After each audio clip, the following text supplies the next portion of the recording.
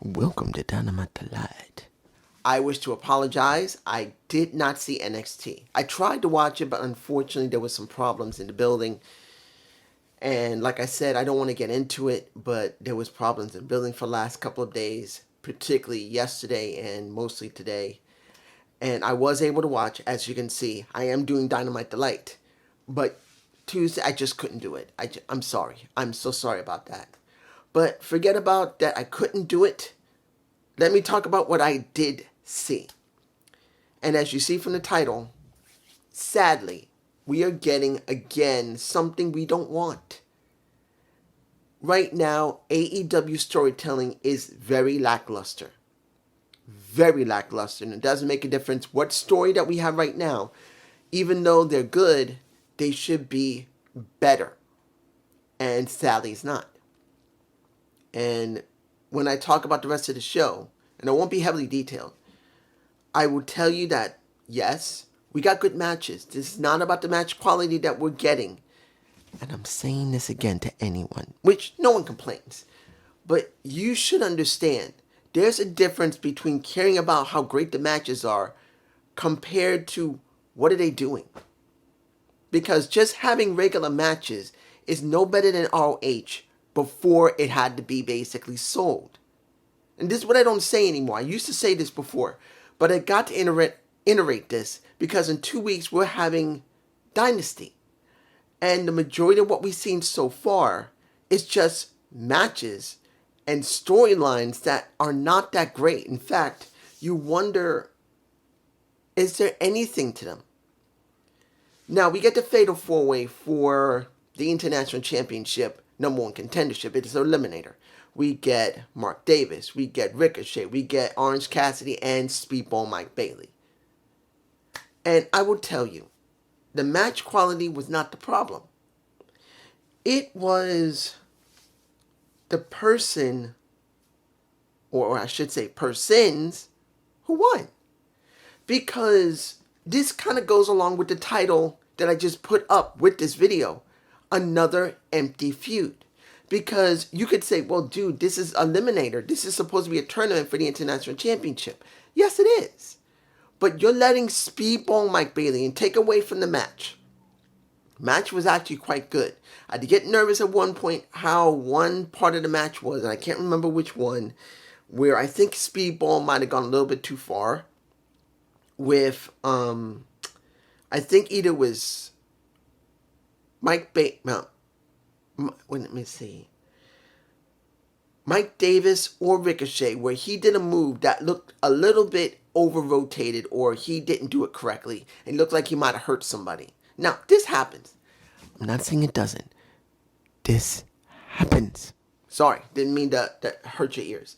But this does happen. Sometimes wrestlers go too far. And when you look at Mercedes Moné and Billy Starks, that move I'll talk about in a minute, whoo, it makes you really nervous that Mercedes didn't get damaged.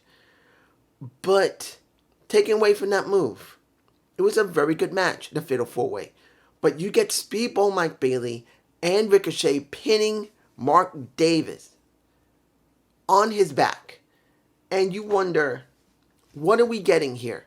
You should have a story with Ricochet, but there's no real build for it.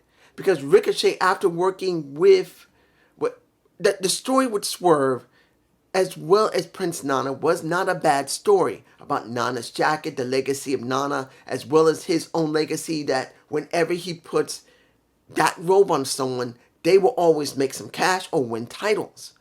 And you go from that into this, where there's no story whatsoever with Kenny Omega, no build-up for Ricochet going into this match to go against Kenny Omega by Dynasty. Nothing. And now Speedball, who only just got here, look, I reviewed Speedball when Impact Wrestling was Impact Wrestling.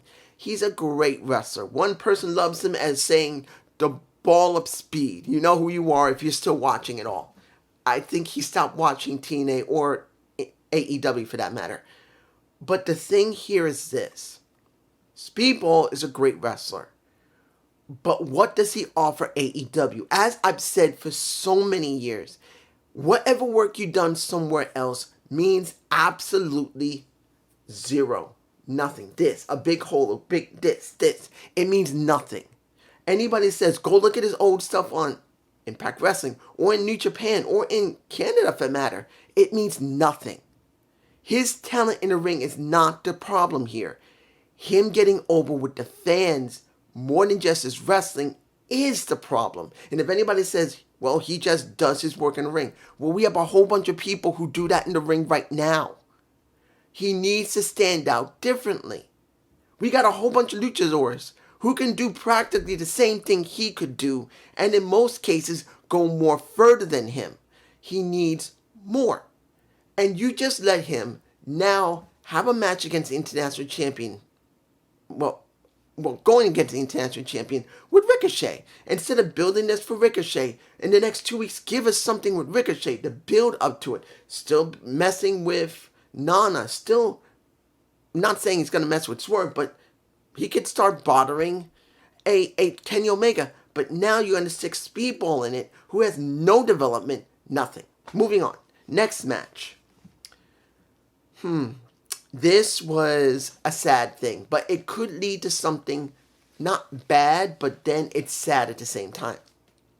You get the TBS champion going against her challenger, which is Billy Starks. Now, I have seen Billy Starks on and off over a little bit of time whenever I watch ROH. I know that she's been under the tutelage of Athena, but here's the thing.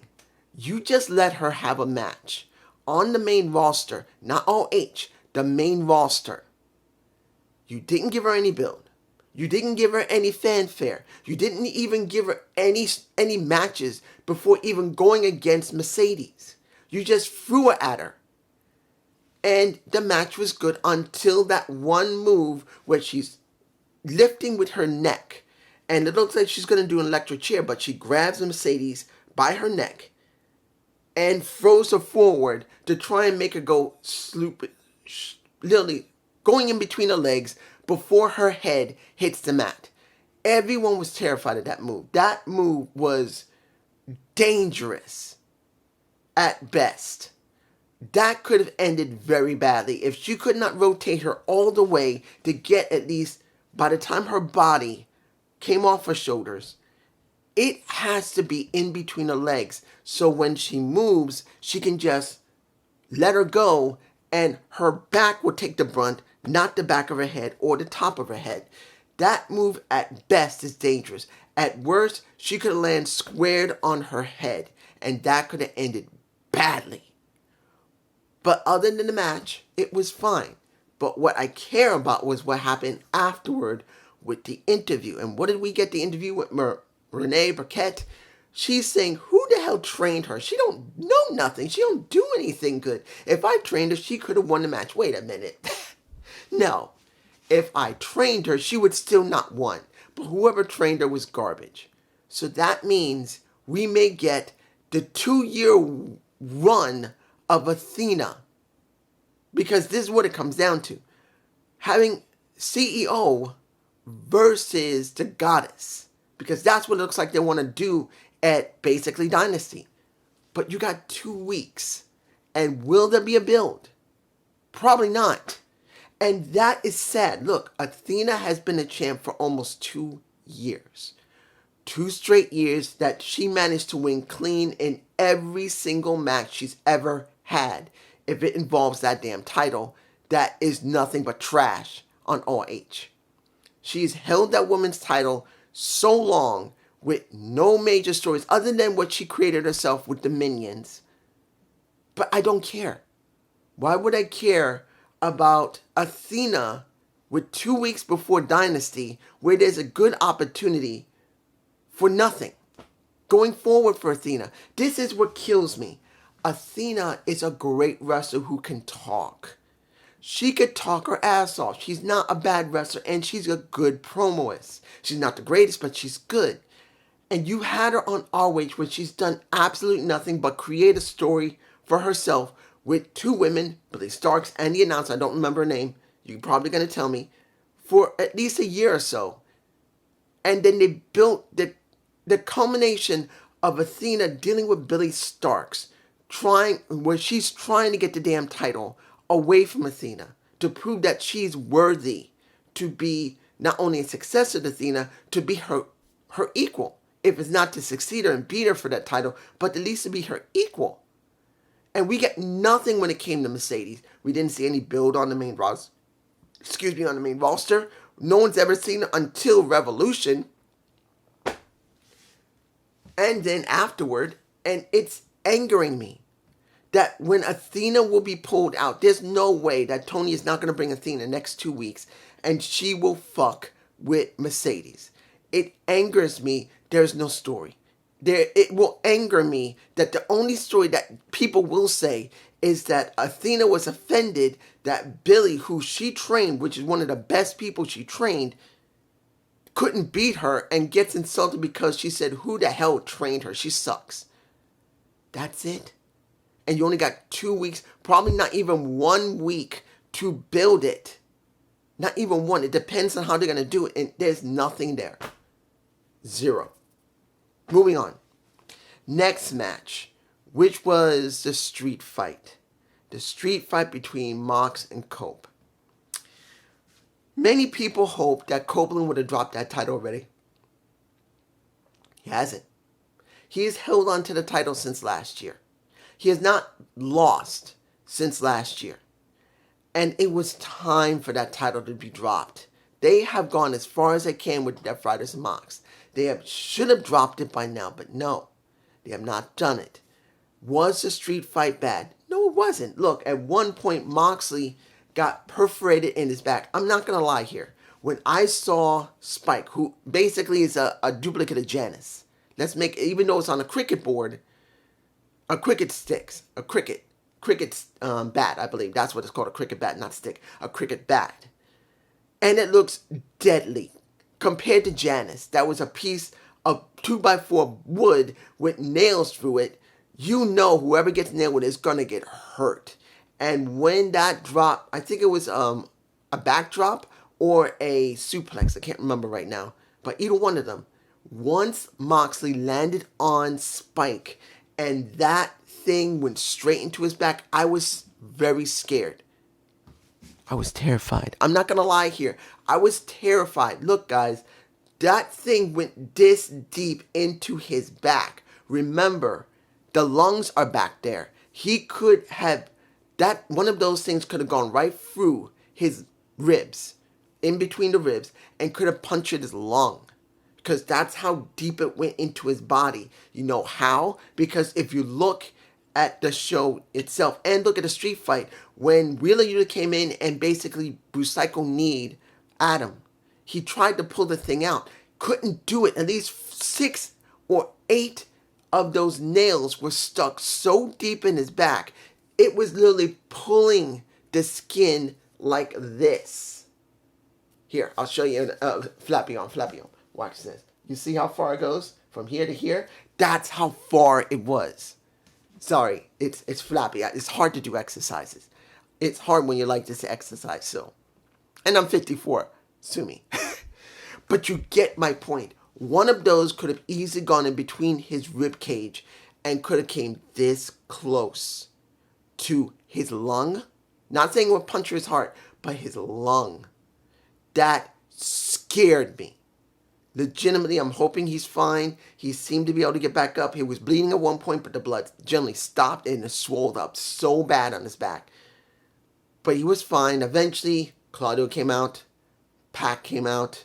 Rina Shafir came out. They got involved. FTR came out, as well as Willow. There was no Jay White. He's going after the Owen. That's what his job is. He's dealing with the Owen now, so he's not involved in this, which I'm fine with. But the point here is this. What story do we have now? Adam is done. But now that we got Adam done, what does that mean for Adam? Well, here's where it gets interesting. After the match was over, Mox left with his crew. You still had in the ring FTR, Cash and Dash, along with Willow. Not that. Cash, Wheeler, and Dax Harwood. And Dax was angry. He legitimately would look pissed off. And when Adam stuck his hand out, I hope they would help him up, he walked away. And I'm like, You're trying to do something stupid, Tony. You don't do anything with FTR at all. Cash and Dax. They're one of the best tag teams you have and one of the few that have credibility. And you've done almost nothing with them in their storyline in the tag division. Nothing. They've had random matches. They've done random work. Hell, with the Outrunners, who had a good vid pack talking about the Mavericks. But the point is, you're trying to tease that Dax is so pissed off because, again, no one could get anything done. It's not his fault. And he walks away angry, gets away, Cash's hand. And I'm going like, are you legitimately going to try and break Dax away from Cash and Adam? Are you that stupid? You need tag in your... Are they focusing only on trios? Is this all they care about? Because when you saw the Hurt Business video package, which was really good, I don't remember the person they were with right now, I'm blanking. I recognize it, but I forgot his name. You guys will probably know when they were showing the vid pack with the Hurt Business, well, Hurt Syndicate. Exercising, training, getting ready for the next challenge. But the problem here is this. Who is the Hurt Syndicate going to really deal with when your tag division is bare? Top Flight's not doing much. When it comes to Leo Rush and Action Andretti, they're not doing much. When it comes to the Outrunners, yes, they're popular, but they're not doing anything other than losing to the Hurt Syndicate when they could have been built up more properly. And legitimately, one of the few other tag teams, other than Undisputed Kingdom, yes, but them. And you're teasing a possible breakup, which I'm not saying it will happen, but some type of dissension, it makes no sense. None. Next. Let me say this about Bandito. Seeing they're going to have a collision, Grand Slam collision on Sunday after the basketball game. I believe it's a basketball game. It should be. I don't care about. I do care about at least them doing something with Bandito, dealing with the mask being stolen from Gravity by Chris Jericho. Do I believe it's going to be great? I don't think so. I don't believe the story is good enough because even though Bandito talks English, and he does and they don't focus on it, wouldn't it have been better to keep doing this on Dynamite where you know Collision is not getting enough traction? Focus on Dynamite. But no, it's going across Collision and this is what we're getting. And I'm like, it feels empty. I'm sorry. You have no focus on Collision. You don't have a champ. The thing that kills me, you could have made the Continental Champion the face of Collision. You could have made the International Champion the face of Collision. Hell, you could have made the TNT Champion the face of Collision. You got 3 titles. Other than the main title, you could have made one of those titles the face of Collision. And you haven't done it. It feels empty. Why do I care? I don't. What did I think of MJF and Paige's, MJF's video and Paige's interview? I'll say this. I am interested in seeing where they're going to go with the Hurt Syndicate. Excuse me. A sneeze and a yawn. Ugh. I am curious to see where they're going to go with the Hurt Syndicate dealing with MJF. He did talk about what happened with Hangman when he beat everybody and talked about Swerve like he's nothing but a homeless man. But the point here is, we're going to put MJF in a faction when he should be building himself up to deal with Moxley. Now, of course, saying, well, it makes sense. Look what we're going to have. The Hurt Syndicate could help MJF to try and get the damn title, which is true. But they better take the time with the Hurt Syndicate working with MJF. Because if you don't, you're going to regret it. Because we've already gone down the Undisputed Kingdom storyline. We've already gone down the storyline with Adam Cole with MJF. Now you're going to do something with MVP and MJF, with Shelton, with Bobby. I just don't know. I'm hoping it will work, but I just don't know. It's still too early. I'm not going any further. Let me give it to you like this. I'm just going to say the match between AR Fox and Will Ospreay was all right. No problem with it. It had some issues, but they were both generally all right. The question is, what now? What's now for Will? Because basically, AR Fox is a jobber at this point. I don't hate that. It's good to see they do have a jobber that's capable, and he can talk to a good amount, but not great. But what now for Will? Now, as far as I know, he's going into the Owen Hart tournament, so the Owen will be his focus along with Ricochet. So eventually we'll meet them. I'm just hoping they will do something with them. Next, Megan Bayne versus Chris Statlander with not only Penelope Forbes, who should leave AEW. I hope she can leave. I want her to leave.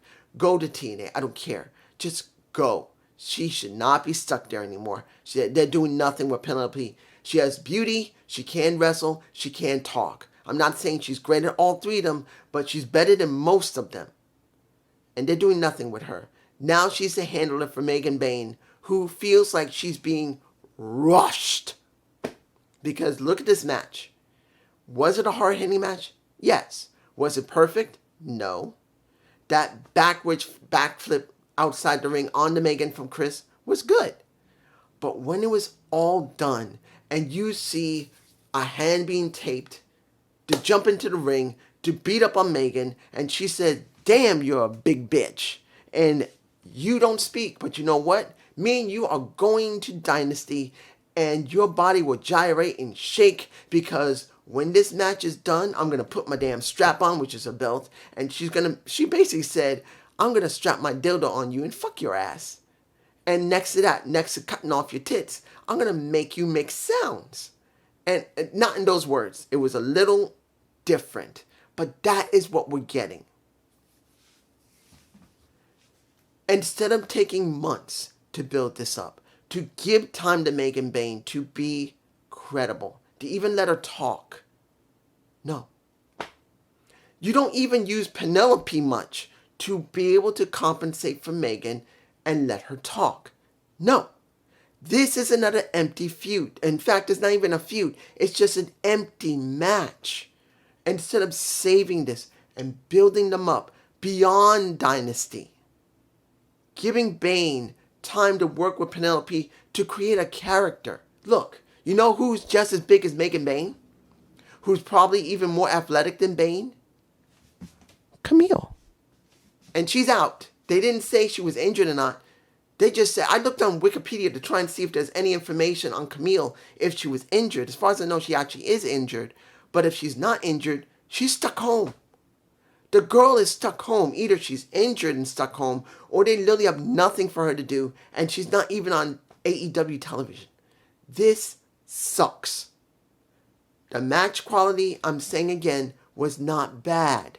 But there's no stories. It's empty. Empty matches with barely any story build up. What few stories we have need a lot more than what they got. I'm just saying, this is just me. Peace.